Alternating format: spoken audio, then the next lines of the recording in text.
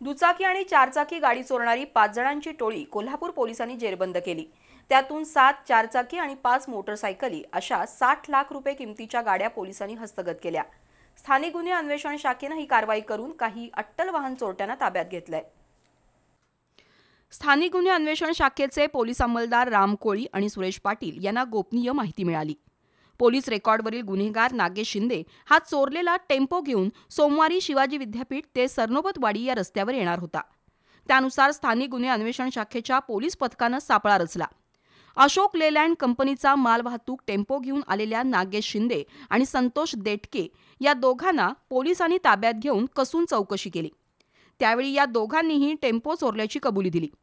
नागेश शिंदे रेकॉर्डवरील गुन्हेगार असल्यानं पोलिसांनी सखोल चौकशी केल्यावर त्यांनी 5 मोटरसायकल आणि 6 चारचाकी गाड्या चोरल्याची कबुली दिली। त्यानंतर नागेश शिंदेचे साथीदार मुस्तफा सुपे मोहम्मद, करीम शेख, मुबारक कादरी यांना कर्नाटकातून ताब्यात घेतलं। या वाहन चोरट्या टोळीकडून एकूण 12 गाड्या पोलिसांनी हस्तगत केल्या। जप्त केलेल्या वाहनांची किंमत सुमारे 60 लाख रुपये आहे। स्थानिक गुन्हे अन्वेषण शाखेचे पोलीस निरीक्षक रवींद्र कळमकर, उपनिरीक्षक शेष मोरे, आतिश मेहत्रे, पोलीस अंमलदार रामचंद्र कोळी, सुरेश पाटील, महेश खोत, रुपेश माने, विनोद कांबळे, रोहित मर्दाने, संजय पडवळ, अमित सरजे, संजय कुंभार, सुशील पाटील, राजेंद्र वरंडेकर यांनी ही कारवाई केली। तर सायबर विभागातील सचिन बेंडखळे, सुरेश बाबर आणि मीनाक्षी पाटील यांनीही या तपास प्रकरणी मेहनत घेतली।